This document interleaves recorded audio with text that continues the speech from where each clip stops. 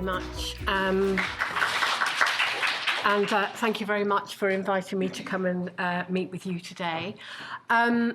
I came in just as Sally had got her wonderful slide up showing how complex commissioning is at local level.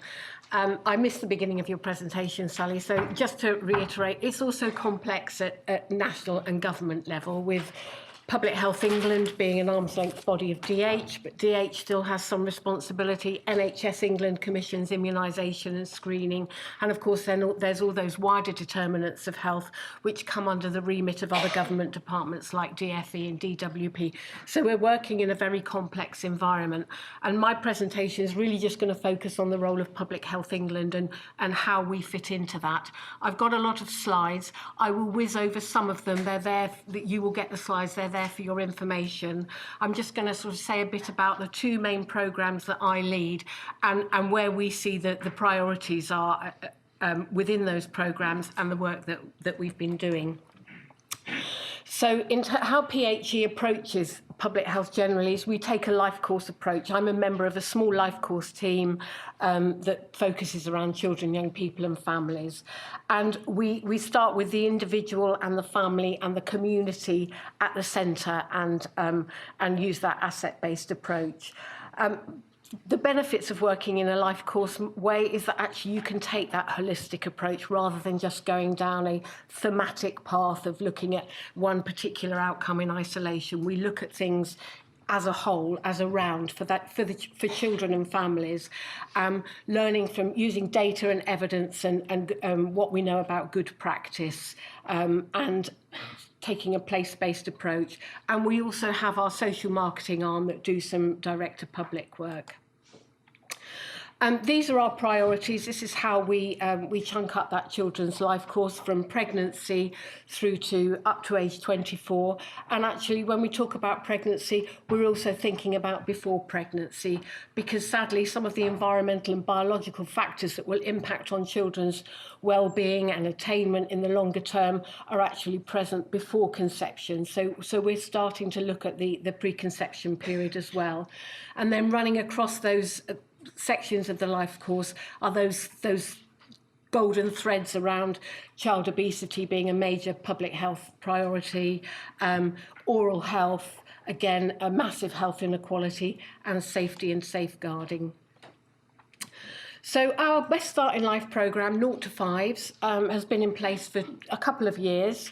It's one of PHE's key national priorities, and sitting underneath that we've now got a maternity programme that is looking specifically around improving prevention and population health from preconception through to the early weeks of life, and it's part of the wider maternity transformation programme that NHS England is leading, which is around improving safety, reducing adverse outcomes such as maternal death, stillbirth, neonatal brain injuries, and improving personalisation and choice for all women. From the public health perspective, from the prevention perspective, we have committed to, in the first 2 years of the programme, focusing around doing more to improve the number of pregnancies that are smoke-free, increase the number of pregnancies that are smoke-free, improving breastfeeding rates, strengthening perinatal mental health support, and developing clear prevention pathways, as I say, starting from the preconception period. This slide just really sets out some of those reasons as to why it's important. I'm not going to dwell on it for too long. It's there for your use. And as Sally said, one of the most important things is how you develop your business case at local level. And these are the sorts of data and information that you can use to help to develop those business cases. So again, in terms of the maternity programme, we have huge health inequalities in this country. So one of our aims is to reduce some of those health inequalities. We have some big issues around perinatal mental health. Up to 20% of women develop a mental health problem during pregnancy, and suicide is a leading cause of death for women during pregnancy. We have, thankfully, very few deaths, but of those that we do, suicide is one of the most important and avoidable causes. As I say, breastfeeding is really important. We have some of the lowest breastfeeding rates in the world, and we compare particularly poorly against other developing nations.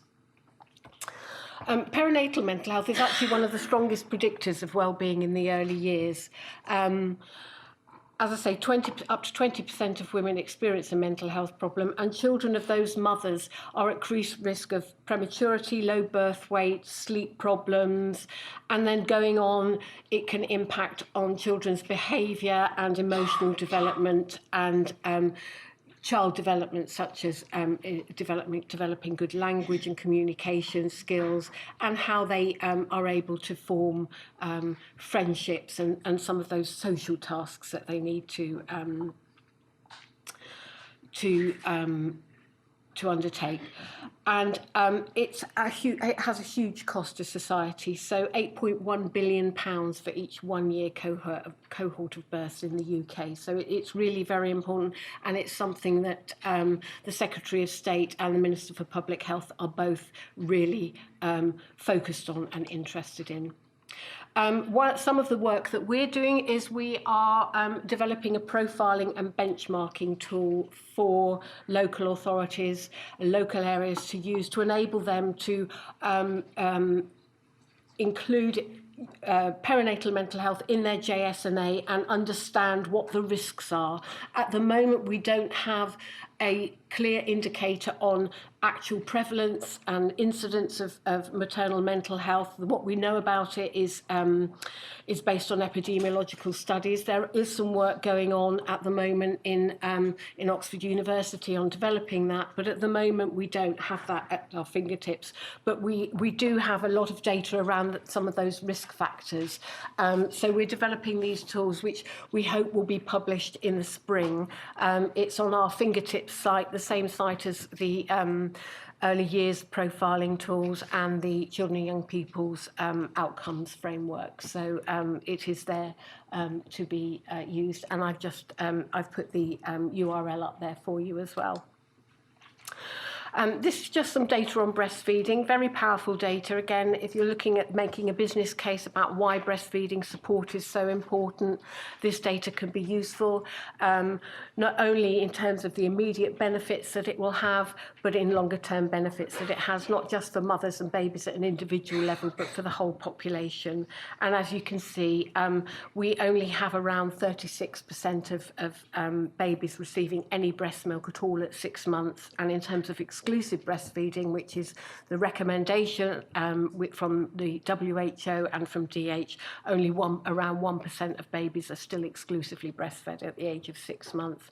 Again, massive health inequalities. So women who are less likely to breastfeed are those who are very young, white, and lower socioeconomic status. Is really, really, really marked differences in the prevalence rates. We have produced a tool at the request from local authorities who are saying, actually, we need something to help us to be able to do the right thing around breastfeeding in our areas. So we've developed a commissioning pack, which is available on the www.gov.uk website. It's in 3 parts. One part is a set of infographics and data, again, which local areas can use for understanding, helping them to inform their own JSNA and to build business cases. The second pack is a data pack specifically for JSNA, and the third part is pulling together all the evidence and best practice and what good would look like set out under 12 principles. And breastfeeding, we know, will reduce risk around gastrointestinal infections, so vomiting and diarrhea in young babies.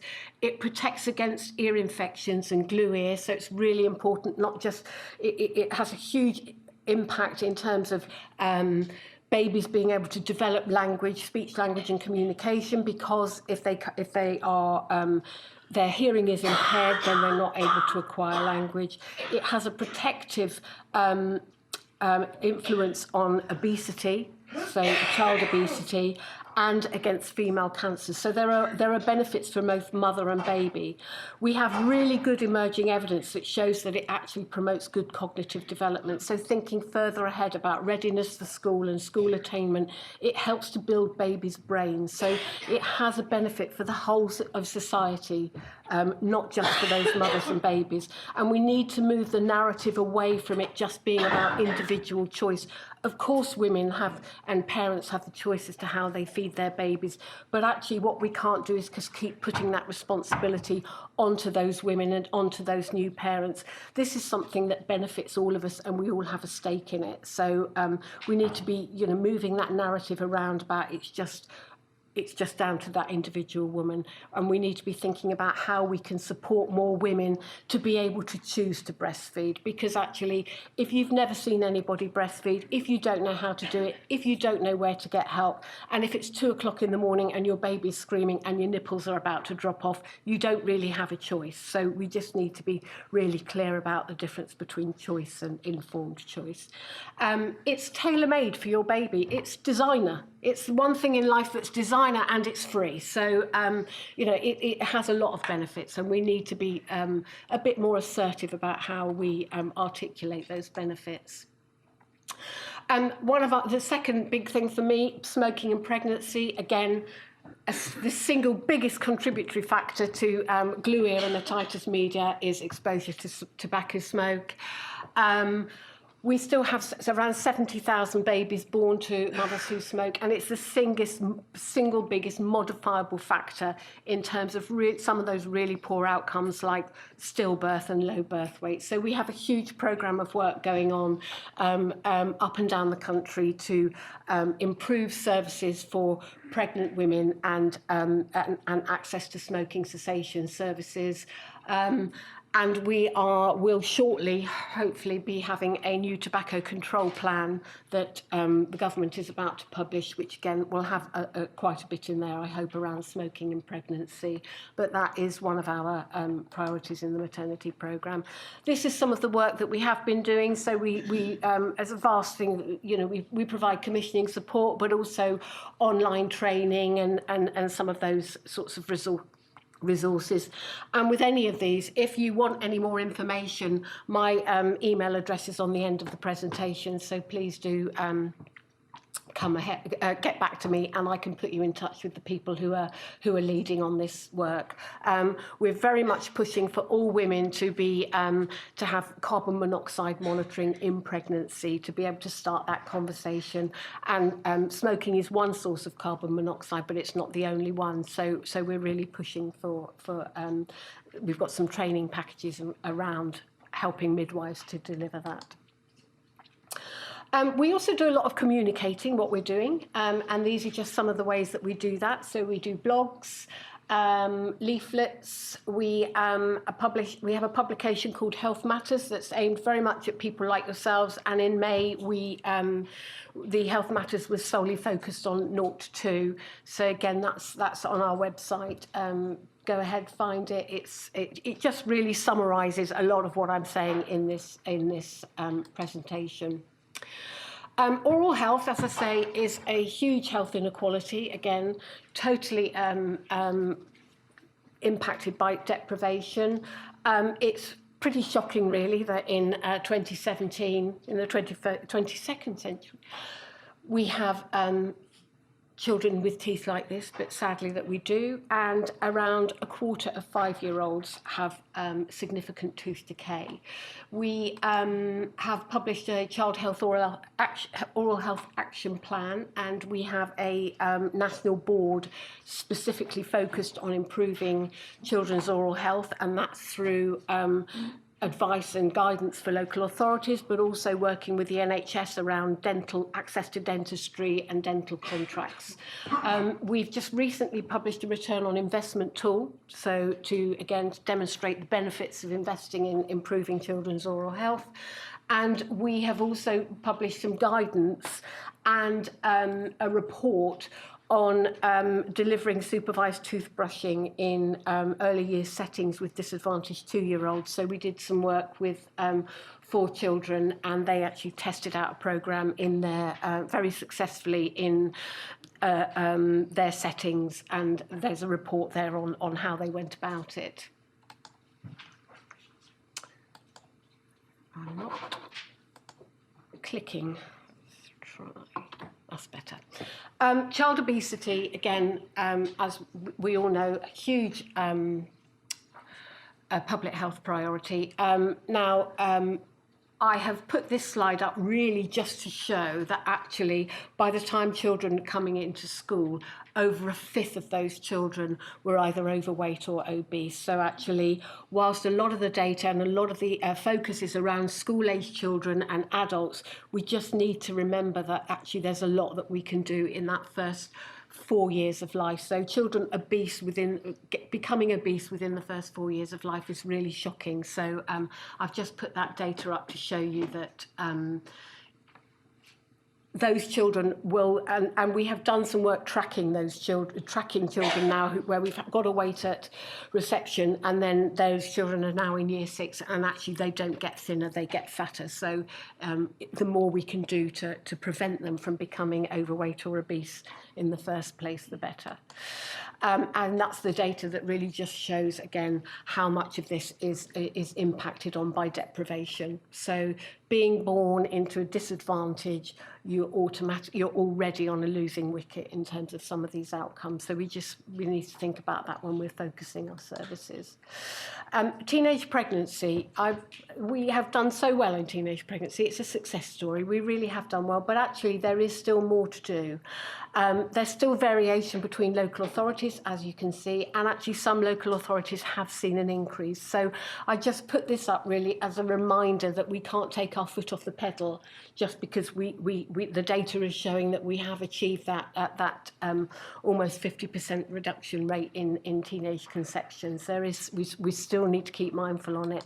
And the children, both the mothers and the children, are at much higher risk of poor outcomes. So the mothers are much more likely to be depressed, much more likely to be isolated and living in poor housing, and those babies are at higher risk of being born early or stillbirth or of low birth weight. And these are some of the reasons why young mums tend to book later. They're much more likely to smoke, and in fact, if you look at the data, these are the mothers that are smoking and are not breastfeeding. And they are much more likely to have poor nutrition. So for these mothers, very often they will be underweight and poorly nourished as opposed to overweight.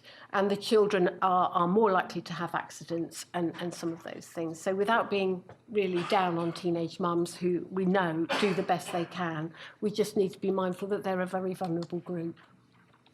We've published a framework for and some resources with the LGA for local authorities. Again, at the request of the framework particularly, there were a lot of the local authorities in the northwest were saying, it would be really helpful to have something that pulls everything together. So again, those are available, readily available on our website. Are they on the LGA website, Sally, as well? I'm sure they are. Yeah. So.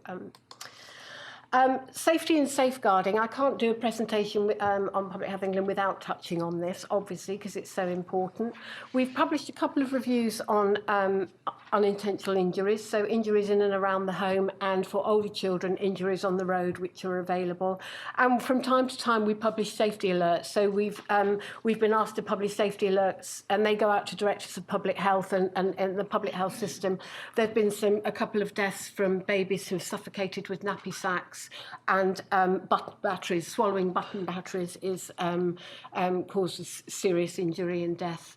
So we've from time to time we publish those, and then we have the professional leadership for health visiting and school nursing. So our Chief Nurses Directorate published resources for those professional groups, and we're also undertaking some work around child sexual exploitation, and we'll be producing some guidance for Directors of Public Health. So that's just some of the work that we've been doing. There is some work going on how we can pull together the data from child death overview panels, because we've got a large amount of data now, and we're looking at how maybe we can pull that together and share some of the learning from those panels.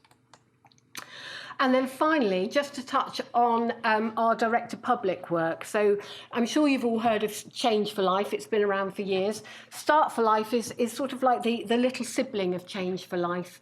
And we publish a range of resources. Some of it's direct to parents. So the information service for parents is an email service that goes out. Parents register around time of pregnancy or any time during pregnancy, but ideally as early as possible. And we send out information and links to other useful sites. We publish leaflets and things around some of the behaviours that are included in the Start for Life, and they are around things like looking after yourself, feeding, introducing complementary foods, some of the things you would expect to see. And we also produce leaflets for professionals to use with parents. So we have a pack for midwives around supporting women who are smoking whilst pregnant. And so those are just some of the resources that we produce.